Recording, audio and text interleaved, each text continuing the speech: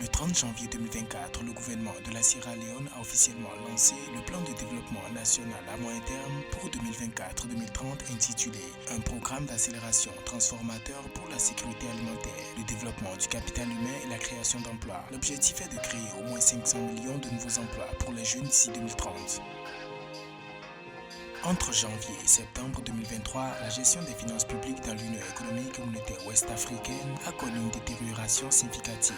Selon les informations de la BCEAO, le déficit budgétaire global, incluant les engagements et les dons, s'est élevé de 483,6 milliards de francs CFA par rapport à la même période de l'année précédente où le déficit s'élevait à 3 849,5 milliards de francs CFA.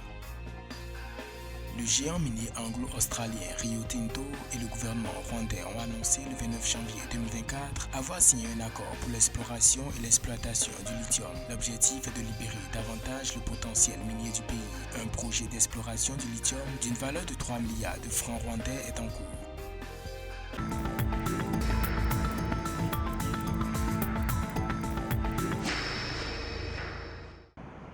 Le 30 janvier 2024, le président de la République de Sierra Leone, Julius Maada Bio, a officiellement lancé le plan de développement national à moyen terme pour 2024-2030 intitulé « Un programme d'accélération transformateur pour la sécurité alimentaire, le développement du capital humain et la création d'emplois ». Ce plan de transformation vise à atteindre 5 objectifs d'ici 2030, un pays autosuffisant sur le plan alimentaire, une main-d'œuvre hautement qualifiée, la création de 500 000 nouveaux emplois pour les jeunes, une économie hautement productive avec un PIB de 810,6 milliards de dollars et un service public compétent et efficace.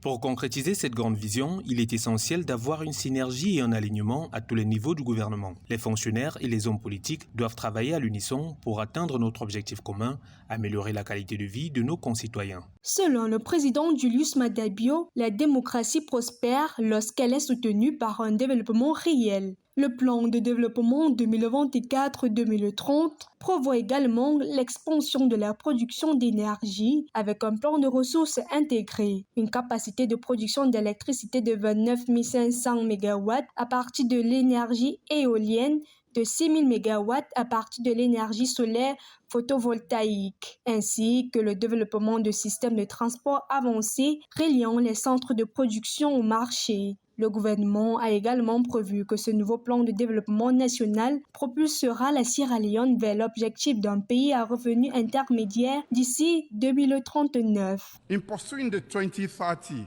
agenda, dans la poursuite de l'agenda 2030, nous devons prendre la résolution de ne laisser personne de côté.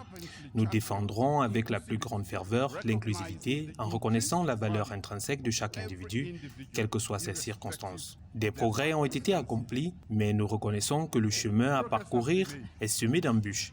Toutefois, ces embûches mettent également en évidence les possibilités d'innovation et de collaboration.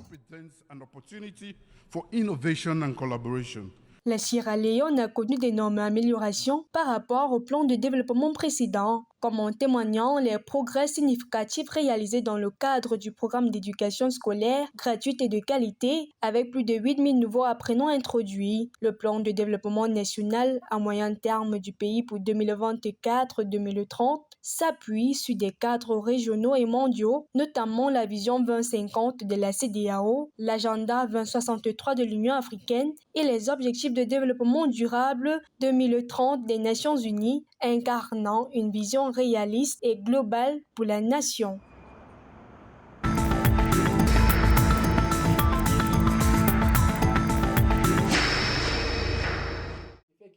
En Afrique, au cours des 9 premiers mois de l'année 2023, le déficit budgétaire global en matière de gestion des finances publiques est de 483,6 milliards de francs CFA. Cette contre-performance s'est située à 4 333,1 milliards ou 4,7% du PIB comparativement à 3 849,5 milliards enregistrés à la même période en 2022.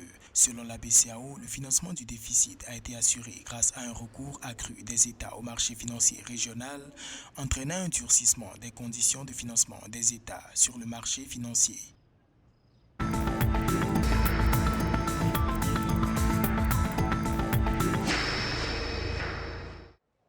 Le gouvernement rwandais et Rio Tinto Minerals Development ont signé un protocole d'entente pour l'exploration et l'exploitation du lithium dans la province de l'ouest du pays. En effet, le lithium devient de plus en plus convoité, répandu dans la production de plus en plus de motos et de véhicules électriques. En novembre 2023, l'Office rwandais des mines, du pétrole et du gaz et le groupe Trinity ont lancé un projet d'exploration du lithium d'une valeur de 3 milliards de francs rwandais, soit 143 milliards de francs CFA dans le secteur de Moucha. Le secteur minier du pays est en bonne voie pour atteindre son objectif d'1 milliard de dollars de recettes en 2023.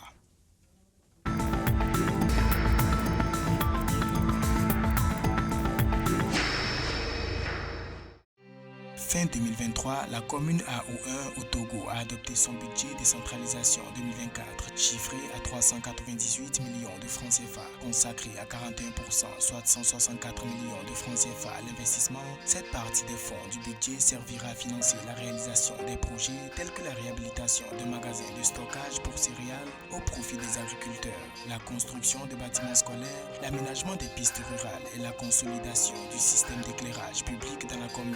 Les 59% restants du budget, soit 233 millions de francs CFA, serviront à couvrir les besoins de fonctionnement.